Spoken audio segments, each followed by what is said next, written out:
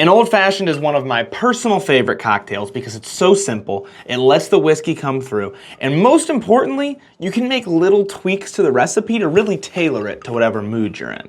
So we're headed right into the thick of whiskey and old-fashioned season. So I wanted to talk about not only what comprises an old-fashioned, but also how you can level up your game specifically for fall, because I feel like that's when an old-fashioned just shines the most. We can talk about other seasons, but let's talk about leveling up for fall.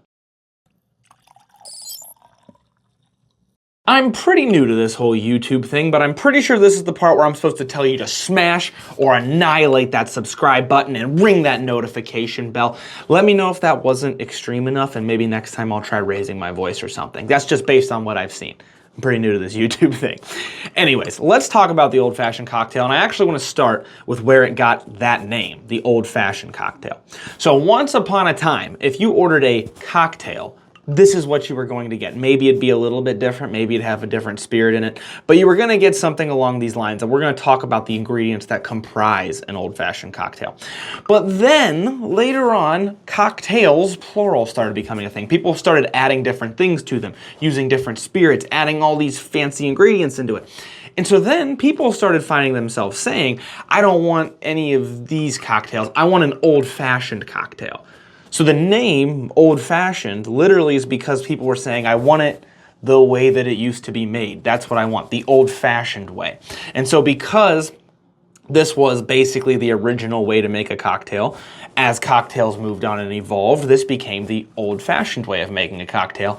And now we've got so many different cocktails that we just call it an old-fashioned because it's just one of almost infinite cocktails out there. So that's where the name comes from, and there are 1,000 different variations of an old-fashioned, which I'm gonna set down so you guys don't just keep hearing my ice clink. But when people were ordering the old-fashioned cocktail, what were they talking about? What was the original way of making it? Initially, you would usually have sugar, water, which nowadays we would combine those and make simple syrup, a bitters, a rye whiskey or a bourbon, and a garnish. And so the like traditional way you'll see online a lot of times is you'll take a single sugar cube, you'll put it in the glass, you'll dash some bitters over top of it, and then you'll add your whiskey in, you'll get it all nice and stirred up, you'll put it over a rock at some point, and then you're gonna garnish it. And that is like the traditional way to make an old-fashioned cocktail. And one of the thoughts behind that is that sugar cube pretty much stays at the bottom, so you might add the bitters onto it and you might muddle it down, and so it might help it mix up a little bit, but it's gonna kind of stay at the bottom, especially if you build it in the glass. And then as you drink it, it's going to slowly get sweeter. That is one of the ways that you can experience an old-fashioned cocktail. Now, these days, we're so spoiled with all our different cocktails, you don't really do it that way. A lot of times we want, when we make our cocktails in the modern day, we want them to kind of taste the same the whole way through. Maybe they end up a little watered down as the ice melts. And while we're talking about modern ways to make old fashions, Wisconsin has something to say about that because they do it their own way. And this is actually, it spreads throughout the Midwest a little bit, at least based on comments I've gotten on my videos. But the Wisconsin old fashioned is a little different. You're gonna take that sugar cube or sugar, the bitters, and some fruit. You're gonna muddle that all down into the bottom of the glass, and then you're gonna top it with your spirit, which in Wisconsin sometimes is actually brandy. Maybe you'll do whiskey. And then you're gonna top that with soda. So maybe a lemon lime soda, maybe a club soda, depends on where you're at. I'm gonna let that one sink in, and while I do, I gotta tell you to go check out the Patreon at the link down below in the description. If you wanna support the show, that is the absolute best way to do it. Okay, did that sink in? That's what Wisconsin people are doing with their old fashions. No shade. If you like it, but wow. So here's what we're working with today. This is Chris's definition of an old fashioned, and I've pretty much gotten this definition by ordering lots of old fashions and watching lots of old fashioned recipe videos and trying them because I am a huge fan of old fashions.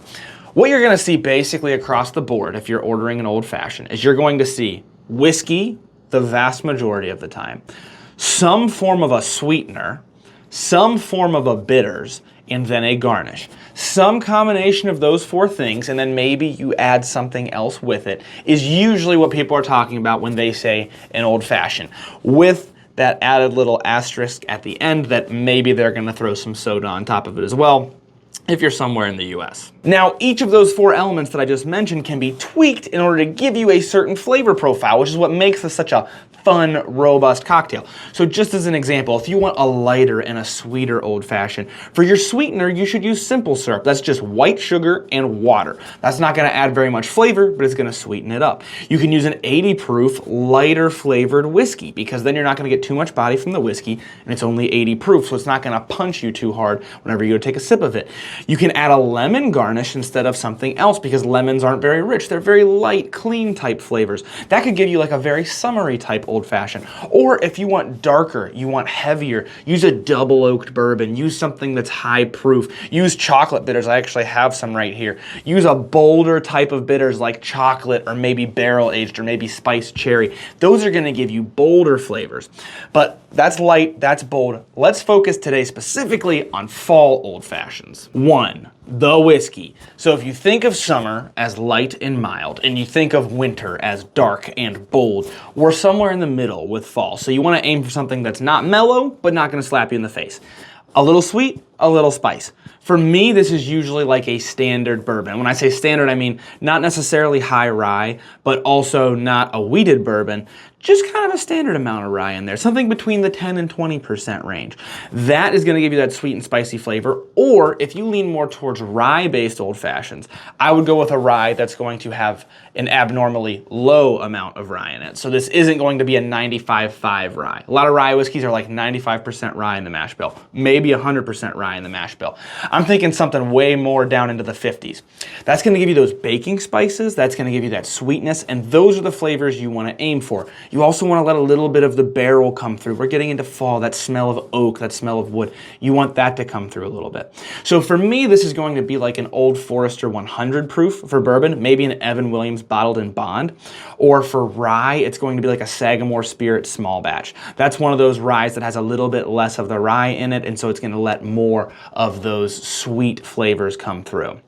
If you want to go like high proof, maybe Wild Turkey Rare Breed, we're getting into spicy territory there, but I could definitely see how that could work in like a fall old fashioned. 2, the sweetener. Now this is going to be based on the whiskey, and from here on out, every step that I mention is going to be based on the one before it. This is not necessarily in the order you should build the old fashioned in a glass, but it's in the order that I would select it in order to help think through the flavors that you want. So as far as sweeteners go, let's just assume that you really nailed the whiskey with like a caramel, a little oak, some sweet and some spice like I mentioned. I would probably not use like a honey as my sweetener. I think that's not going to work. Honey's gonna work better with something lighter. I probably wouldn't use simple syrup, but you can kind of use simple syrup all year round. But if you're aiming for fall, I would go with something like maple syrup, which I've got right here actually. Something like maple syrup or something like brown sugar syrup. So if you haven't had brown sugar syrup, all it is simple syrup is 50% white sugar, 50% water. Brown sugar syrup is 50% brown sugar, 50% water. So you're gonna take those two, you probably have to heat up the water a little bit in order to get that brown sugar to dissolve. You're gonna dissolve it into there. And that's gonna give you some of those molassesy flavors from the brown sugar, and those types of sweeteners are gonna work really well with the types of whiskeys that I mentioned in step 1. 3, the bitters. Now we're really getting into a matter of opinion because this is an accent to everything else that you just built. This is like you've built the house, now you're gonna paint the rooms.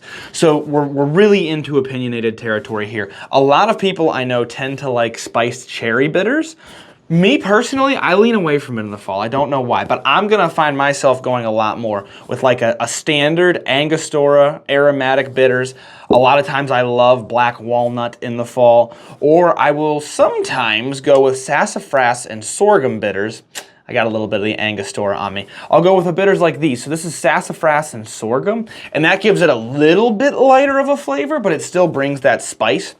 Those types of flavors, so Angostura is gonna have that caramel to it. Black walnut is obviously gonna be black walnut. And then I just described the sassafras and sorghum. You can see how all 3 of those are either giving you a spice or a sweet, and so then you can use combinations of them in order to really dial that in. This is probably the most opinion-based part of it. You're gonna want to experiment with it and figure out what you like the most. But good news is we already built the house. So right now we're just painting the rooms. This isn't gonna probably make or break your old fashioned, although it could if you add like 1,000 dashes. Just don't do that. But experiment with it, play with it, and you'll find what you like. That's how I discovered, for example, that I really love these sassafras ones. 4, the garnish. This is like the accent to the accent. So you've built the house, you've painted the rooms, what color trim are you going to go with? And this is a great analogy too, because painting the walls and picking out your trim, they affect each other, but definitely one is more important than the other, right? So you've picked out your wall colors, now let's do the trim. So the garnish is obviously going to be a strong matter of opinion. At this point, it comes down to what you've picked for your bitters. It depends on what you've picked for your whiskey. It depends on what you've picked for your sweetener.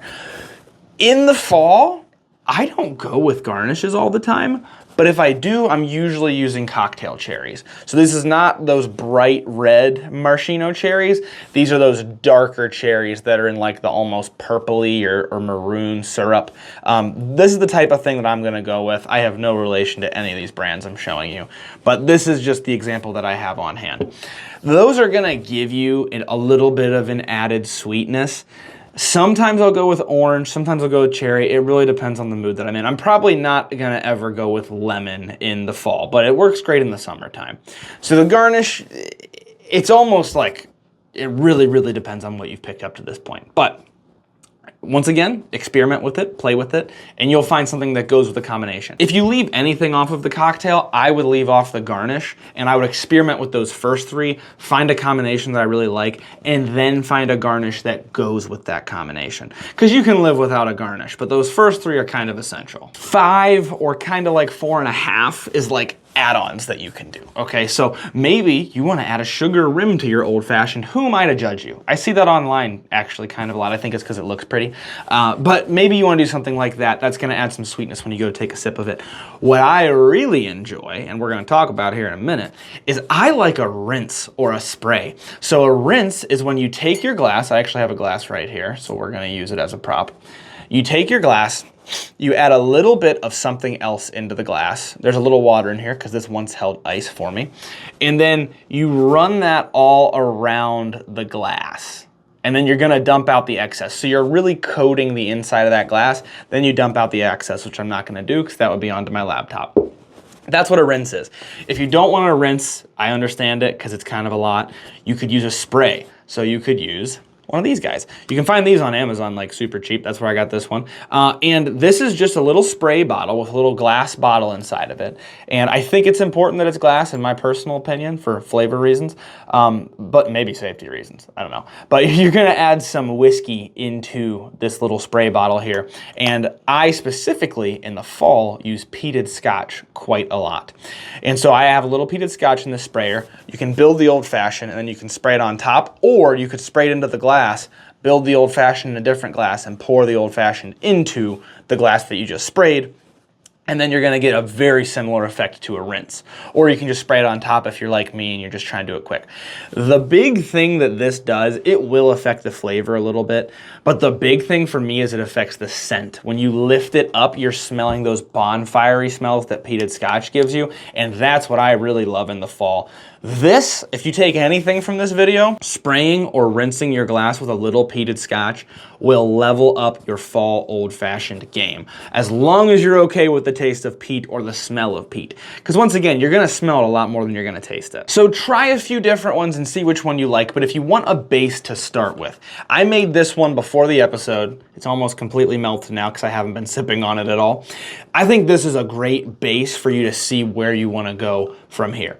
So as you can see, I made this, I measured with my heart because I've been making old fashions for a pretty long time and that's just what I do. But if you're newer to it, I recommend measuring. So first you're gonna start with some maple syrup. I would go between a 1/2 ounce and a 1/4 ounce. So in the bottom half of a jigger, this is either the full bottom half or half of the bottom half. Then you're gonna add 2 dashes of standard, just Angostura bitters, you can find it at any store, and then 2 dashes of a sassafras and sorghum bitters. Pretty sure you can get these on Amazon. Or if you want to go a little further from spice and a little bit more towards sweet, instead of those sassafras and sorghum bitters, you could use these black walnut bitters. I did get these on Amazon, so they're definitely on there. I personally would go with no garnish, so you have a nice blank slate to work with. I honestly only added this orange peel to make this look pretty for the video. Then I actually forgot to spray it until I set up my other camera, but I would recommend trying the spray. See if you like it or not. Worst case, you're out one old fashioned. And if you don't want to buy a sprayer because you don't know if you're going to like it, try the glass rinse instead. Put a little bit in the glass, dump it back out, put your old fashioned into it. See if you like it, because that could be a big game changer for you. If you want to see a winter, spring, and summer version of this video because you enjoyed it so much, then make sure to like and comment so that I know to make one. And before you leave, don't forget to subscribe, ring the notification bell, and check out my Patreon in the description below. Thank you guys all for watching, Whiskey Noobs.